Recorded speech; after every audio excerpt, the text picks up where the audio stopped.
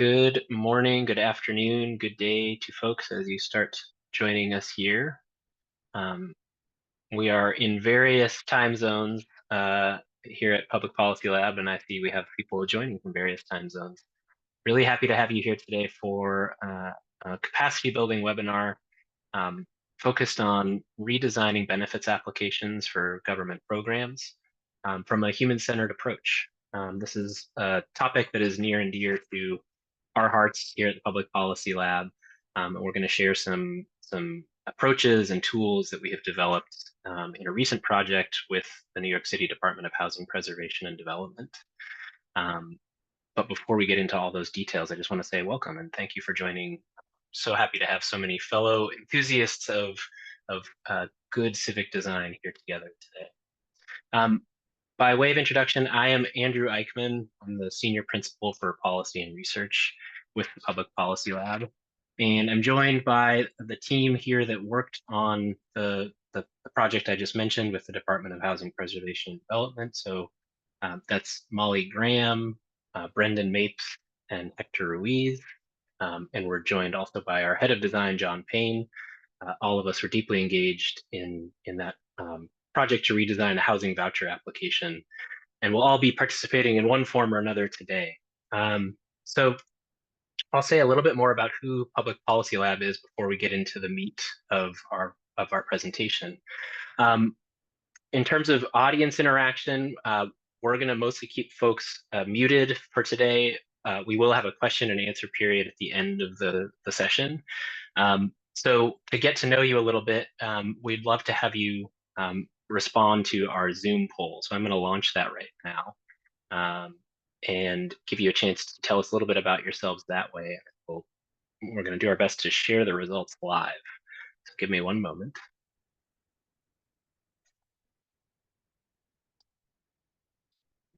See, Auntie, my ability to share the Zoom poll seems to have gone away. Do you have it on your side? Can you launch it?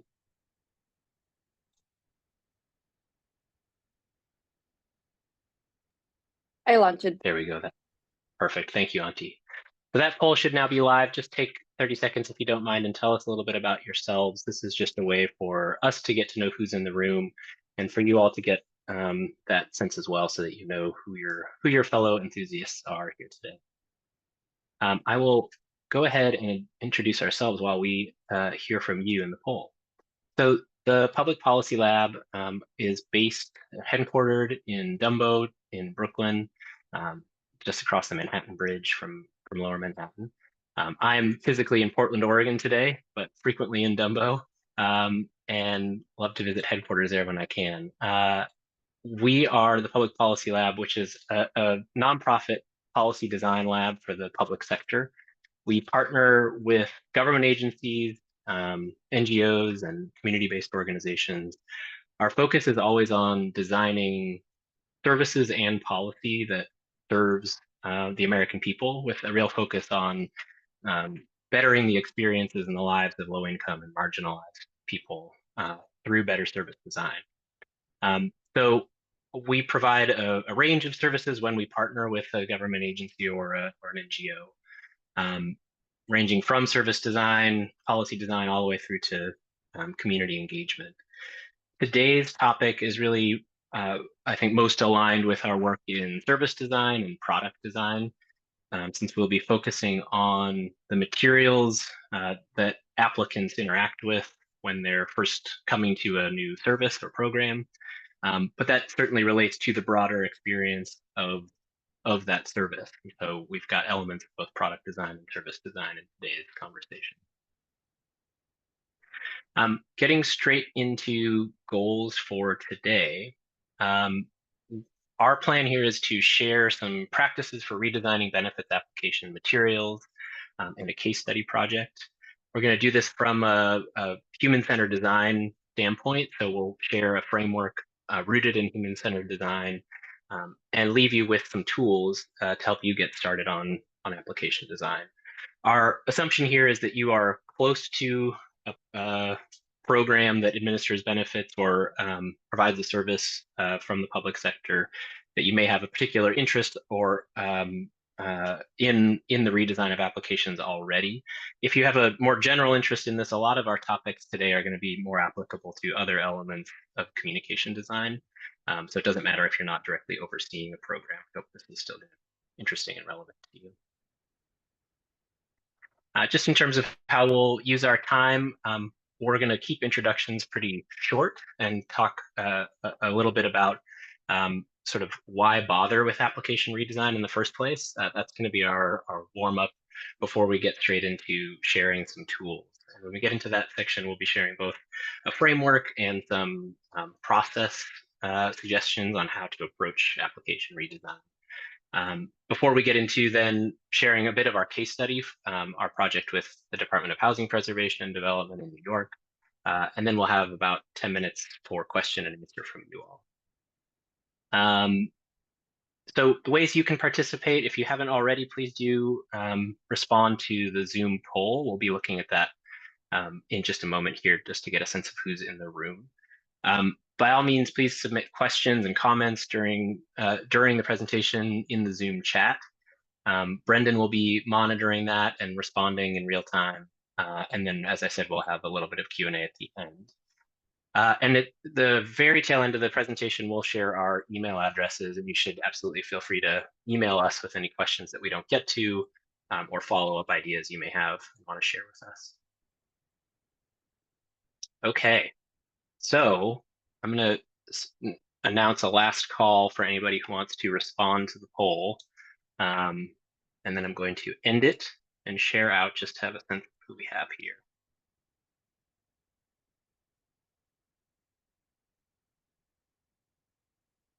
I'm seeing this in real time as well. Let's see, we have a good spread of folks from across academia, government sector, NGO, nonprofit, and something else. Great. A lot of government agency partners. Welcome. Primary job functions, we've got a lot of program managers. We have one person focused on client assistance. I'm glad to have you here. Designers, researchers, something else, pretty good mix. And then this is really interesting to me. Some folks are just getting started or exploring the idea of an application redesign. Some folks are underway. Some folks have just completed. Okay, this is really heartening to me. I'm glad to be sharing some tools to folks who are just exploring and getting started and underway. It's all going to be useful. And I'd love to hear from folks who have just completed an application design on how that process went. Well, thank you for sharing that. I'm going to stop the poll results. That gives me a really good sense of who we have. And allow me to just rearrange some windows. Okay. So with that, we're going to get straight to the question of why we should take on application redesign in the first place. You all who are gathered here are enthusiastic about application redesign. Your colleagues, your supervisors, your clients may not always be, at least not initially, and that's, I think, understandable. There are so many challenges to be resolved, whether that's about changes to policy that your program needs to adjust to, or budget or managerial challenges. So why focus on application redesign is the thing to take on. So I think if you start talking about taking on such a project, you might hear something like this. Our application materials are a little clunky, but they get the job done. And we already have more applications or applicants than we can handle anyway. And I think this comes from a perspective that applications are primarily about data collection from clients. We need to get information from them.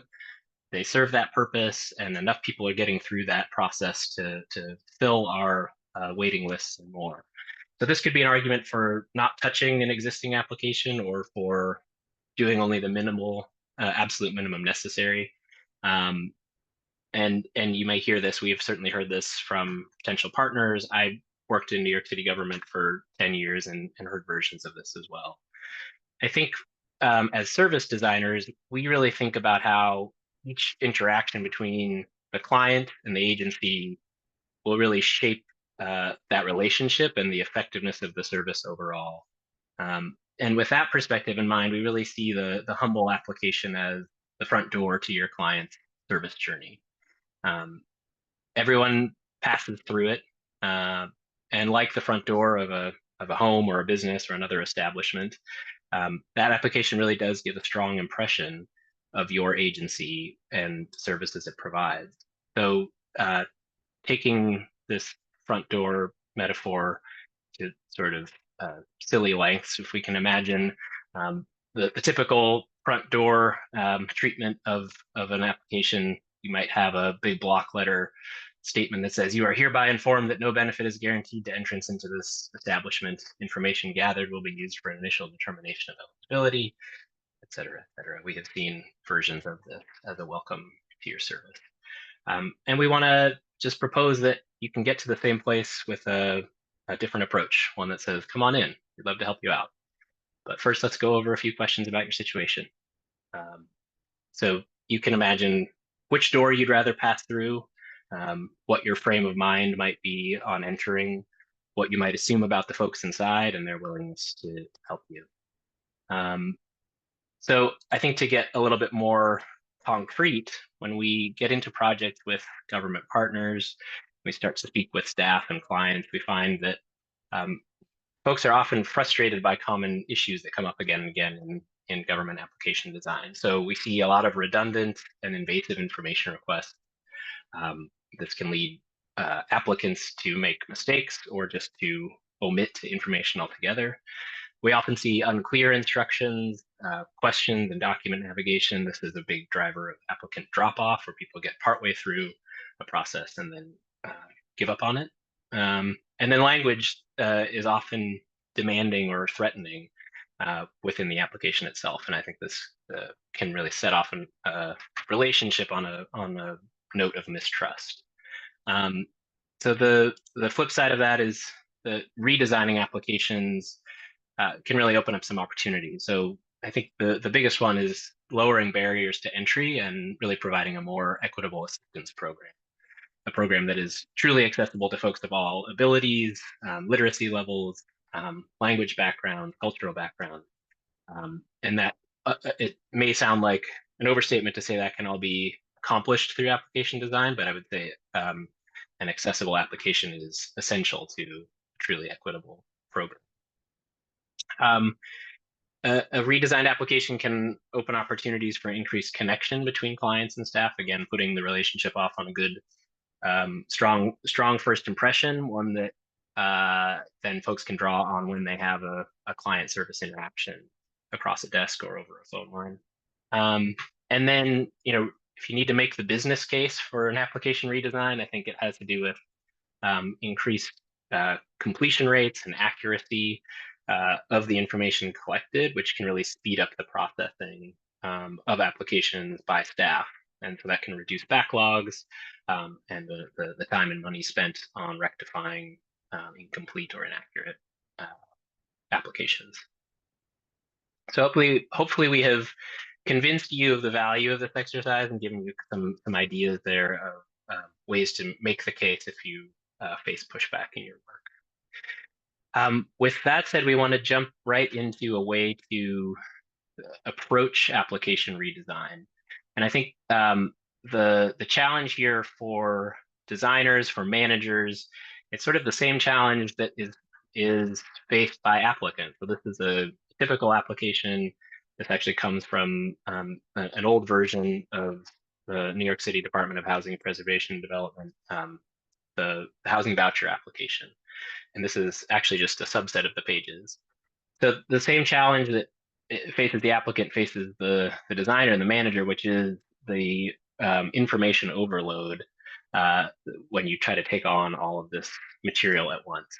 And so it can be really helpful to break that down and think about the 3 layers of every application. So we think about each application having a relationship, a conversation, and an appearance layer. And I'm going to define these each, and we'll come back to this framework throughout the presentation today. So the relationship is between the organization asking the questions and the person answering. I think we gestured towards that with the front door metaphor, thinking about how the relationship is established through the application itself. Conversation comes from the questions being asked, other instructions, and the way the form is arranged into topics. And the appearance is about the way the form looks, the arrangement of text, the input areas, fields and graphics, and the use of color. Often, I think if you say you're redesigning an application, folks may assume you're focusing on number 3 or maybe a little bit of number 2 and number 3. We want to make the case that all 3 of these layers are really essential. And so we will come back to this framework throughout. Just giving credit for the origins of that framework, it comes straight from a really seminal text in this field, Forms That Work, by Caroline Jarrett and Jerry Gaffney. They use this 3 layers framework. And if you need a full manual on how to approach form design, whether it is in a digital format or a paper or both, I'd really highly recommend finding this. It is at this point from 2008, a little bit dated, but many of the concepts are still fully relevant. You can find it on Amazon. So coming back to our example here of an overwhelming wall of information that you are tasked with redesigning, one approach is to just use this simple 3-layer framework as a way to conduct an initial evaluation. So if you solo or with a colleague sit down and use these 3 layers, you can come up with a couple sentences or words that describe the current state of your application. So the current questions, when you review them, you find that they may feel demanding or invasive. An example of an invasive question that comes to mind, we saw an application that just an application for housing assistance that asked point blank, "Are you currently pregnant?" And for some folks that can feel quite invasive, and there was no context as to why that information was relevant to the housing application.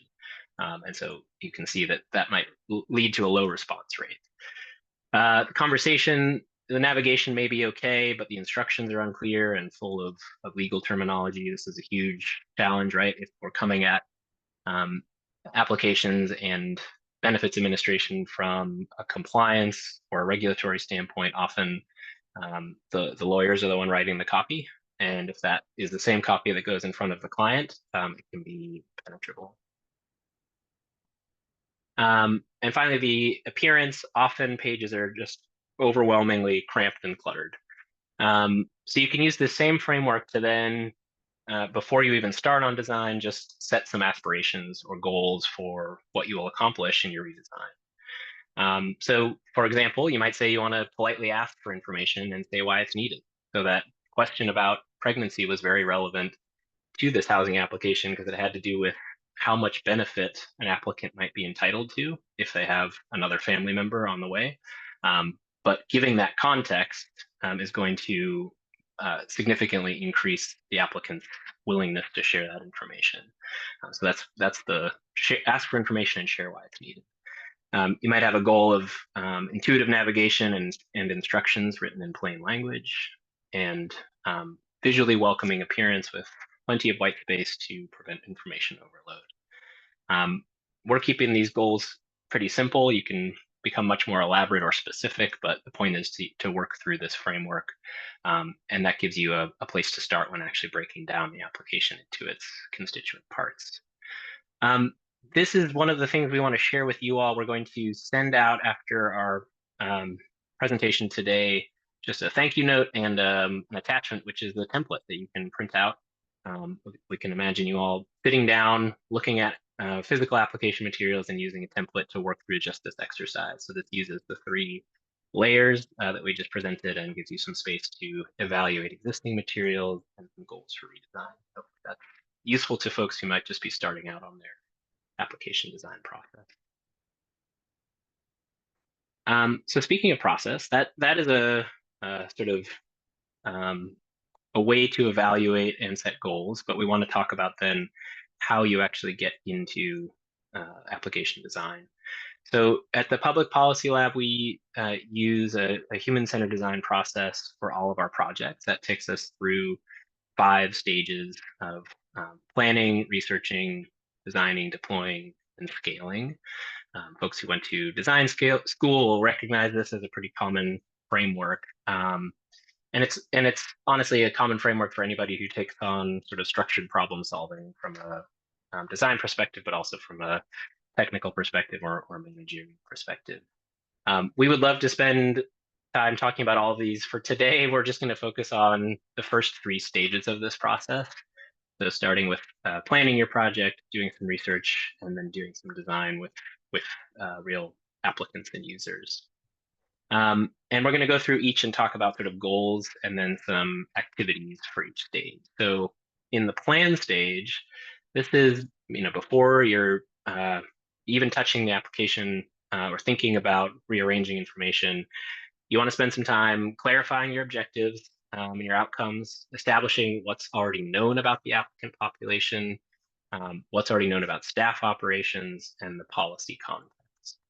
So this is just a time to set some parameters. This is a great time to use that three-layer framework to evaluate the current state of application materials, assuming they do already exist. And then an important point in this plan stage is sort of having taken stock of what you already know about the service, the population that it interacts with. You want to set some learning goals. So things that you might want to know about applicants and their experience before you start to redesign the application. And that's going to lead us straight into the research phase. But a few tips then, more specific to application design. This is a great place to really test the boundaries of your scope.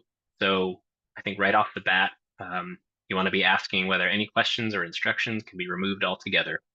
We'll say later that we think the best applications are short applications. So anything that can be removed should be removed, and it pays to start thinking about that from the beginning. Also pays to ask whether any external agencies oversee the application's content. So you want to know whether contents are ultimately in your control or the control of your partner or client at the agency, or if in fact has multiple layers of oversight where content might be dictated by, for example, a federal agency that oversees a local.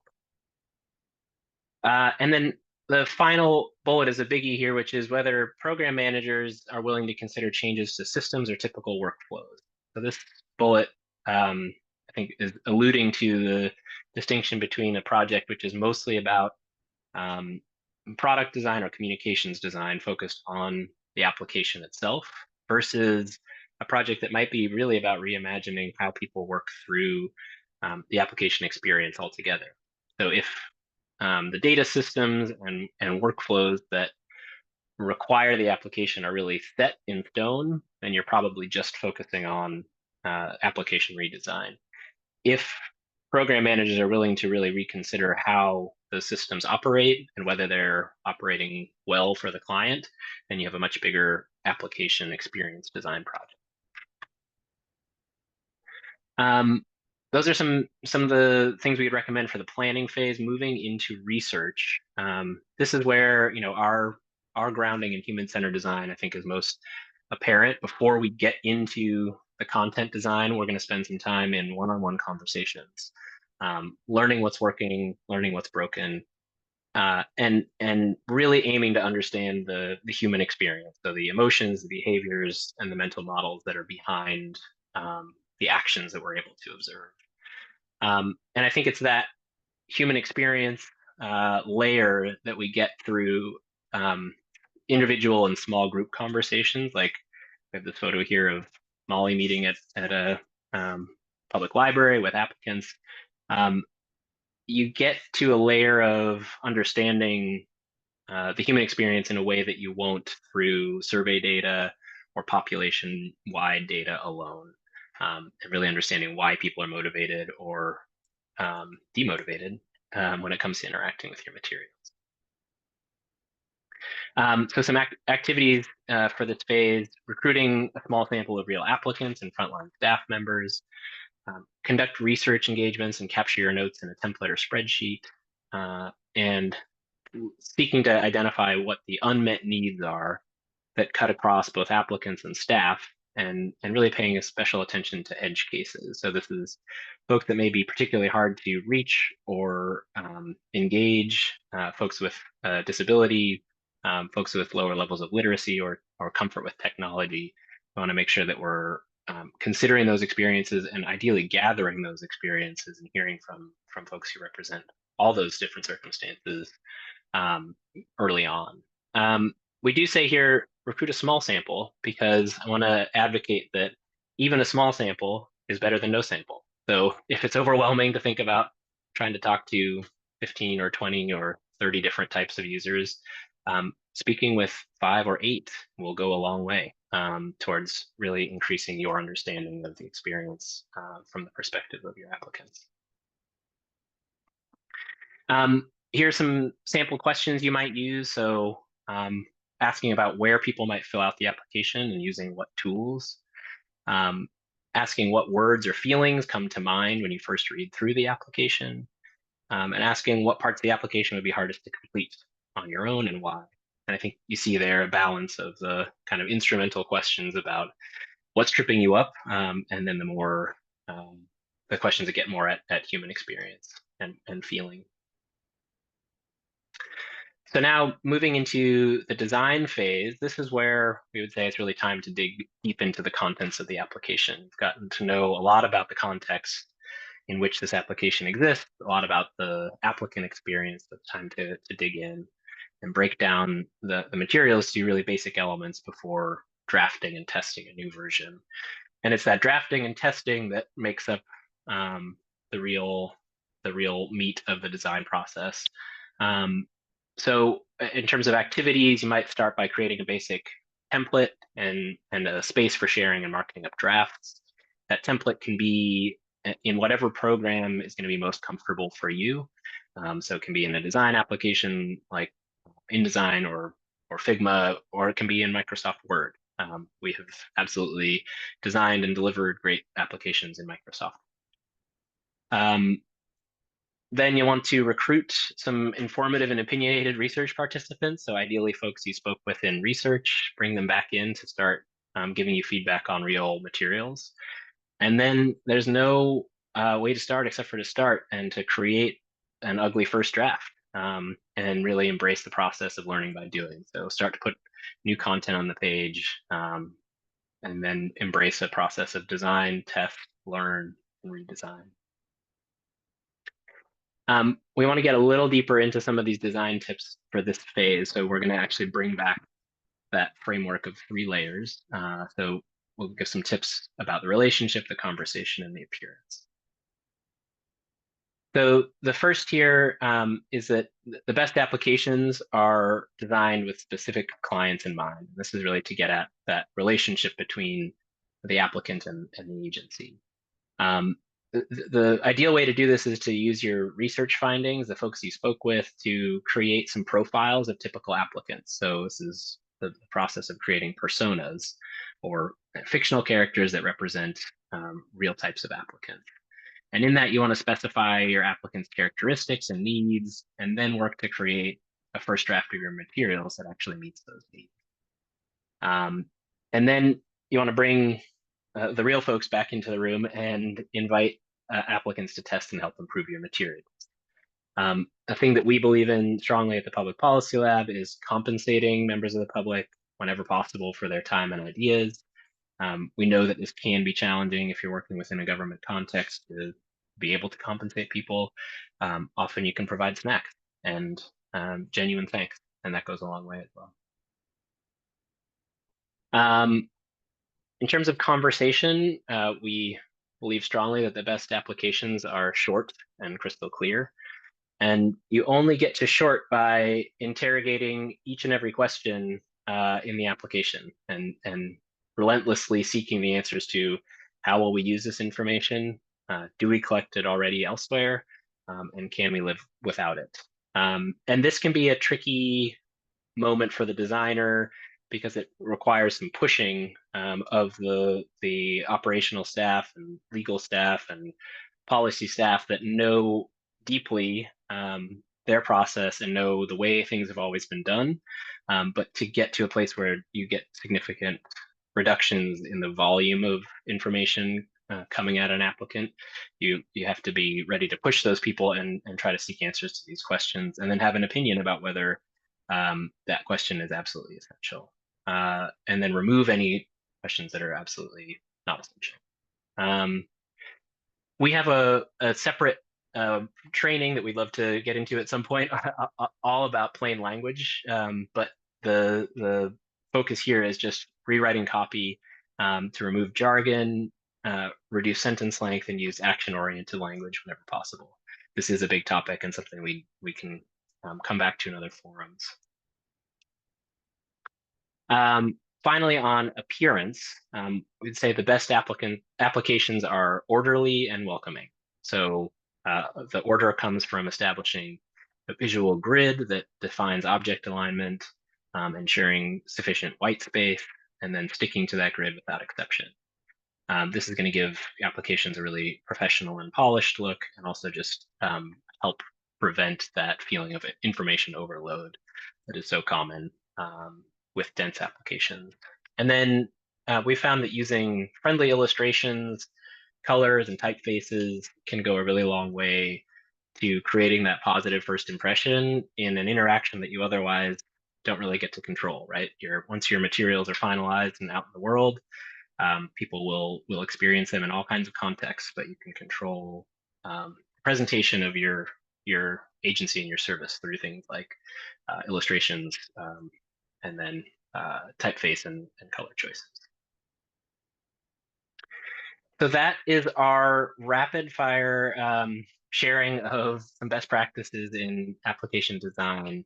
And we want to say a little bit about where some of these ideas come from. Most recently, as I mentioned, we just completed a project focused on the housing voucher program in New York. And I'm excited to have Molly Graham, who led one big chunk of that project, join us and talk a little bit about this case study.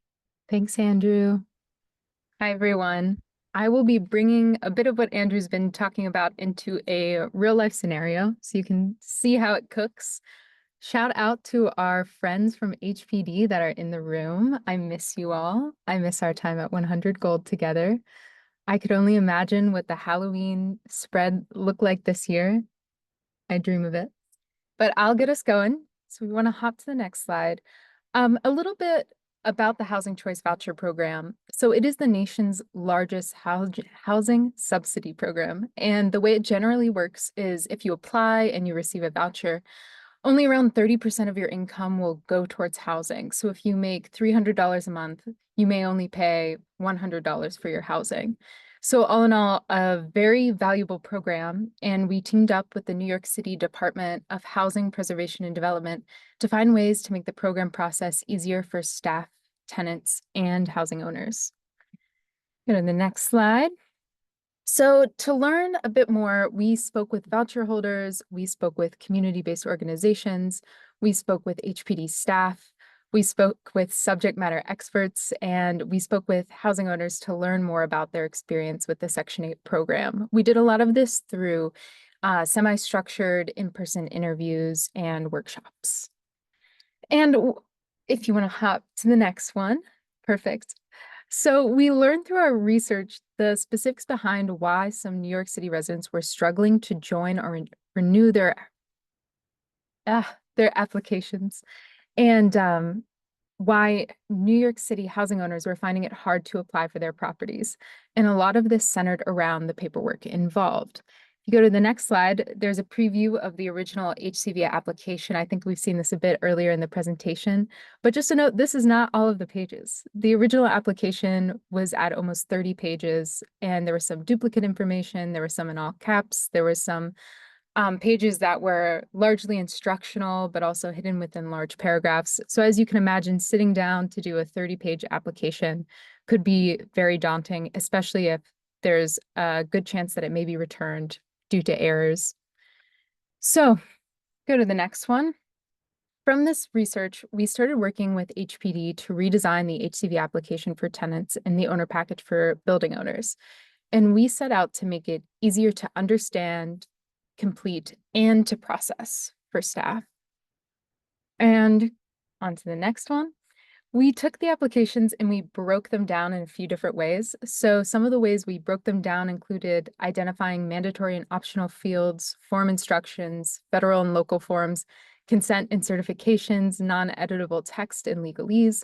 And we also broke it down by qualities of the form. So that includes like repetitive information, the sense of readability, the visual design, the tone, and what kind of structure the instructions are. So whether they're action oriented or whether they're listed out.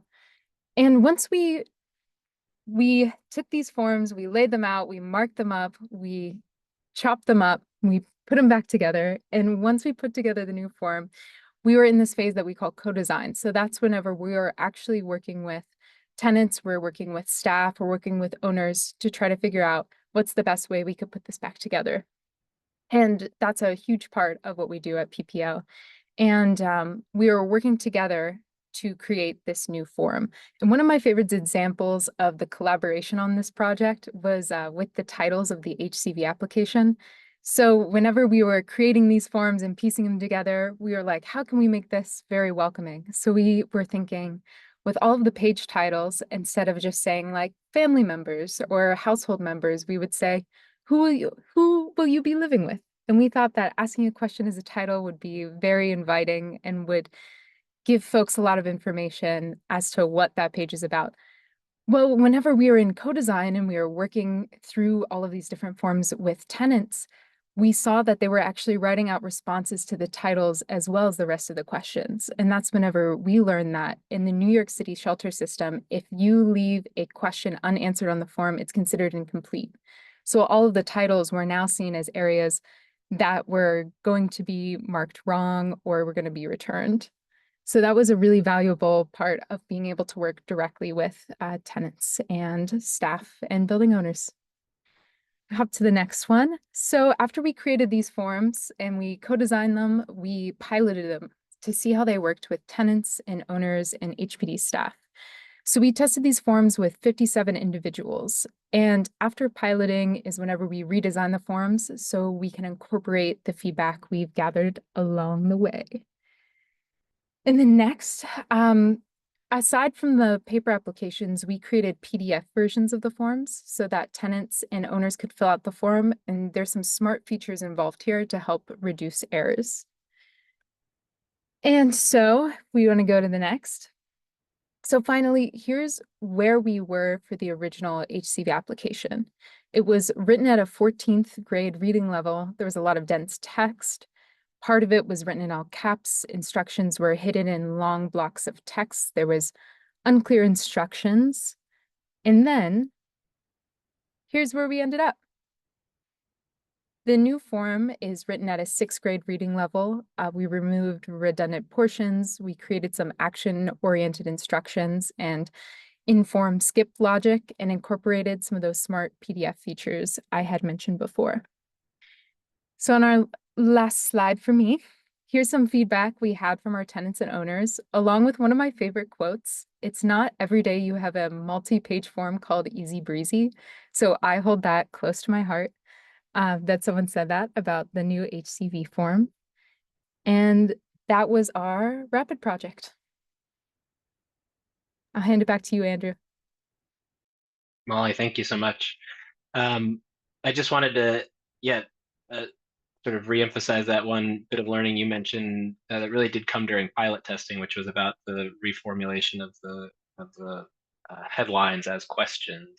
I think this is a great example of where it made all the sense in the world to the designers and to our agency partners. Everybody really liked this idea of question-based titles to pages as a way to convey that friendliness. And then it was really only by sitting down with real applicants that we learned, oh, in this context, that does not make sense, right?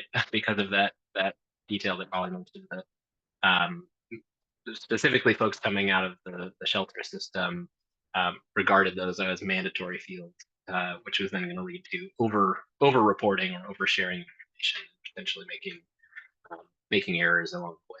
So a great example of where pilot testing is so essential. We are doing, I think, pretty well on time, and so we have about 10 minutes for questions from the audience.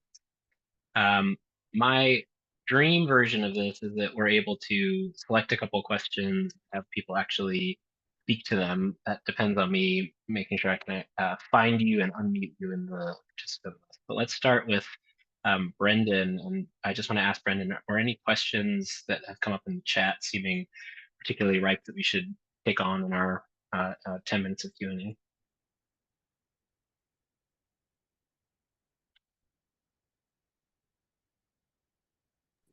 There. Hey, can you hear me? I hear you. You've got quite a bit of echo, but we do hear you. Okay. We had one question come up about the difference in this approach for paper or digital forms. How did the approach, or how might the approach change as the form of the actual of the form changes?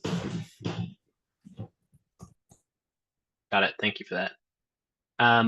I'm happy to respond to that first, and then if John Payne or any of my project team wants to chime in, please do.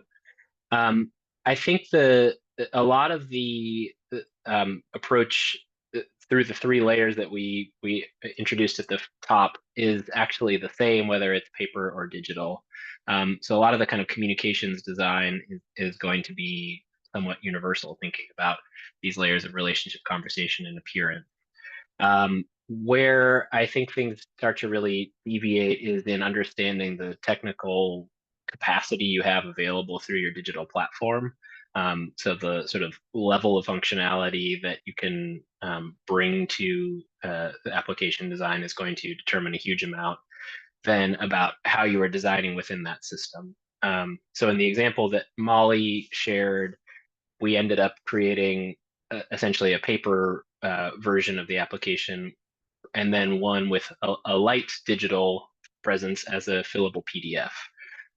And the reason we chose that was because that a much bigger web form integrated with backend systems was already under development by the clients, something that would take a couple of years to fully design and launch.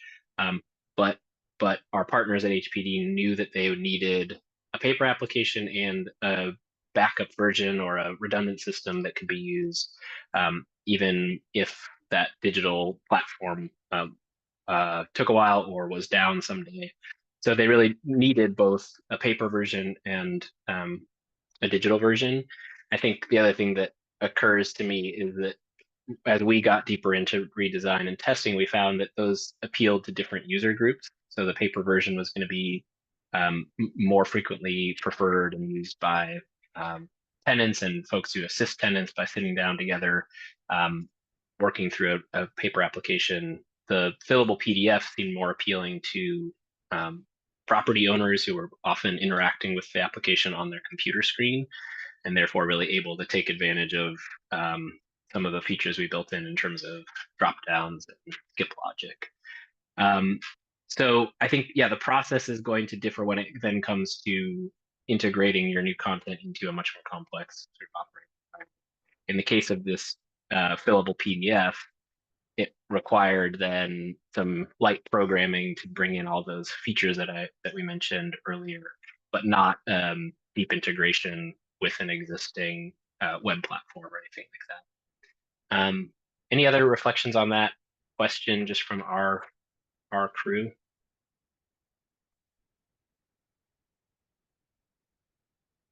Okay. And I guess just since I'm on this slide, when it comes to digital design, this resource that we shared before really is focused on design for web usability. So I think if your interest is more in web design, that is going to be an excellent resource.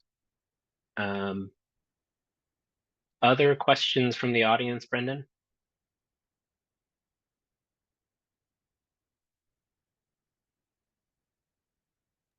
You're on mute, Brendan.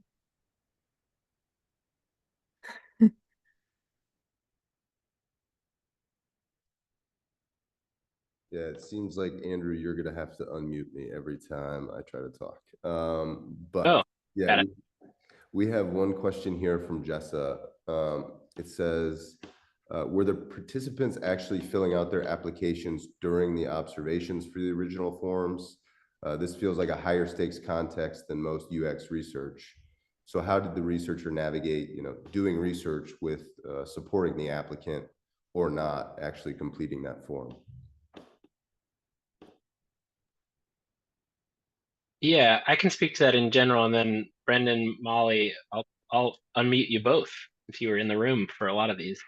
Um, uh, well, in general, what we were testing early on was prototypes, and those prototypes were clearly marked as such. And so we recruited people into that kind of engagement. So asking people to test a form, knowing that it was not going to actually impact their application status. And so in that way, we were separating ourselves from the role of actually assisting people in completing the application. What would you guys add, Brendan, Molly?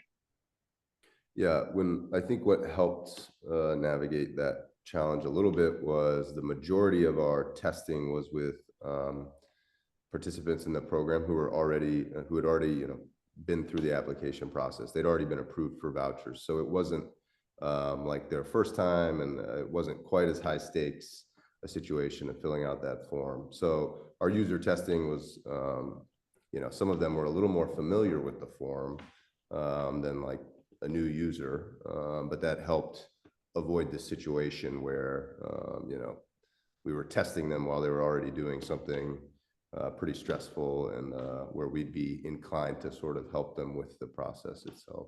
That was one thing that helped too. Yeah, I think we had a lot of like draft, this is not a real application in really big letters, and we're really clear from the beginning about what the situation was going to be. And also these applications, they need a lot of supporting documents that none of our test subjects would be handing to us at any point in time. Sometimes we would destroy the application like at the end of our session with each other once we've understood how they saw the application. So there's a lot of different ways that we went about just making sure the nature of our engagement was clear. Thank you.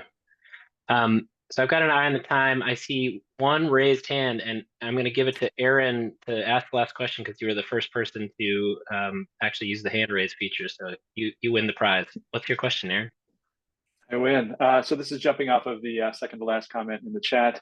Just thinking about measuring success of a project like this. How did you measure success? If the application, a better application, generates more applicants, and is that more work for the staff, and or is it less work because of error reduction, et cetera, et cetera?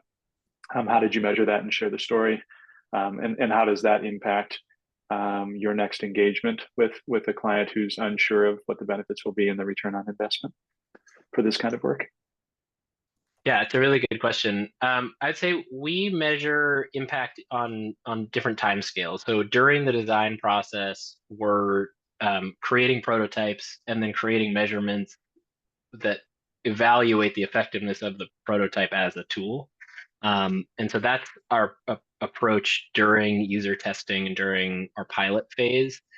So that is really about sort of conducting thorough and regular interviews at the tail end of a pilot test, and sometimes a survey to sort of measure things like user sentiment and their level of confidence in filling out applications.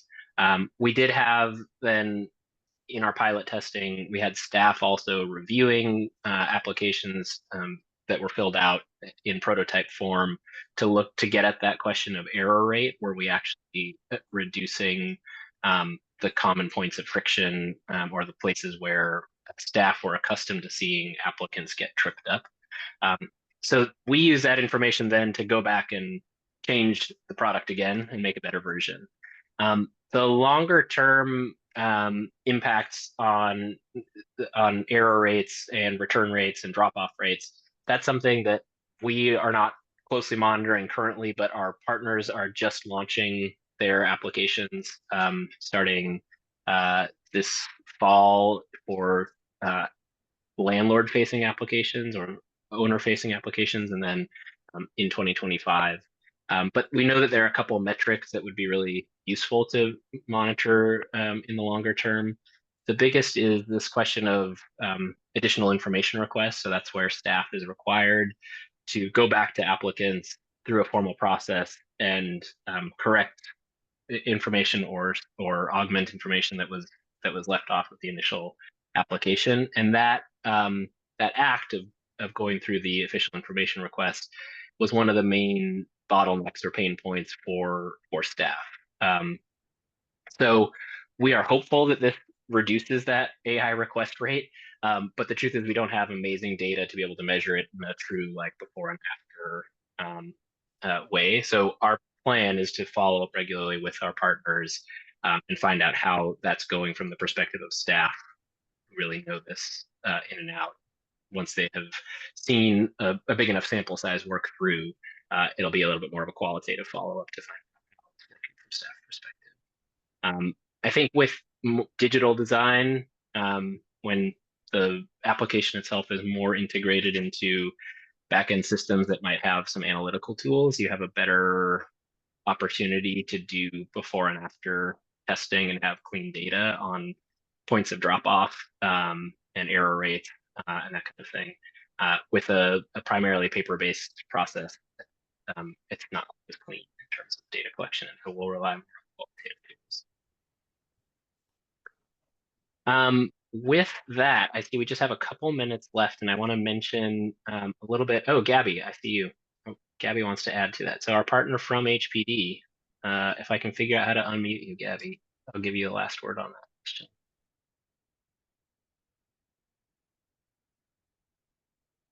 You should raise your hand. Oh no, I got you. Ask to unmute. See if you can unmute, Gabby. Yes, I hope so. Can you hear me? Cool. I thought I could do it myself, but thank you for enabling this. I just wanted to say it was a wonderful experience working with the PPL team. We're eager to roll this out. We, as Andrew mentioned, we just launched the owner package in the beginning of the month. So this is very fresh and we'll have to monitor results and success. But I wanted to clarify because I heard a question that may be more relevant to other services, the idea that redesigning the application could possibly lead to more applications or a burden on staff. We are in a unique position in our program since we already have a specific number of vouchers allocated to us, we wouldn't be in a position where changing the application could possibly lead to more vouchers available or more applications. So in that way, it makes it an easier process to monitor, and that's not where the resource constraint on staff would be. But I think something important, as with many of these projects, and we'll find out, is having buy-in for change in process. I think I saw some questions and comments alluding to that, and training folks who have been really well versed in a specific form and process these forms like the back of their hands, and being able to train them and teach them a new way of doing things. So that's what we're in the process of now, which has been daunting, but people have been eager to do so, especially since the PPL team met with so many of our staff and had a lot of their buy-in and feedback earlier on in the process. Thank you so much for that, Gabby. And you picked up on that layer of the question that I forgot about when it came to inviting more people through the front door. So thank you for circling back to it. I will just echo, it was a really excellent experience for PPL as well to work through this process with HPD, and really looking forward to seeing the implementation and learning about all the longer term outcomes. That's a good segue, because what I wanted to end with was just a little bit of information about ways that we can work with you all or folks you might know in this field. So we have a particular collaboration in New York City government with the Service Design Studio. So if you're a representative of a New York City public agency, our organization now offers funded capacity building and human-centered design services to city agencies. If you're not familiar with the Service Design Studio, it's housed within NICO, the Mayor's Office of Economic Opportunity, excuse me. So through that partnership, we're able to work on collaborative design projects like the one we were just referencing with Gabby and the housing department. So those can be full-on, months-long projects where we're taking on aspects of service design or communication design or policy design. We also offer capacity building workshops like this one. This is not part of that formal series, but this is the kind of format we're experimenting with there. And we've done those workshops on multiple different topics. And we have office hours. So if you're in a New York City agency and you want more of a quick consultation, we have weekly virtual office hours for some quick feedback and support on matters of design. So some examples of those longer lasting collaborative design projects. We have worked just in the past year on a project to help asylum seekers in New York City access long-term support and various benefit programs, improving the pathways for formerly incarcerated students into higher education, and then through this partnership, we had some support to redesign applications for rental assistance programs that actually went beyond the Section 8 program that we focused on initially. So those are some of the examples that we have managed to cook up together with New York City agencies through that partnership. In our capacity building and office hours, we've offered workshops on conducting and understanding research with the public, using plain language. That one is very relevant to today's topic, and other human-centered design methods. And for folks further afield, not in New York City, if you have questions we didn't get to today, if you're working on an application that needs a reboot, you've got other project ideas, by all means, email us. So that first line is my personal email address, and we'll be sending a follow-up email with that template after today's session. And then we also have our general email inbox, info@publicpolicylab.org. And we would love to hear from you with any of these ideas or questions. And that brings us to a close. Let's say thank you all again for spending your hour with us on this topic. It's been really fun, and I appreciate all the really thoughtful questions. Sorry we couldn't get to all of them, but by all means, follow up with us by email. Thank you all.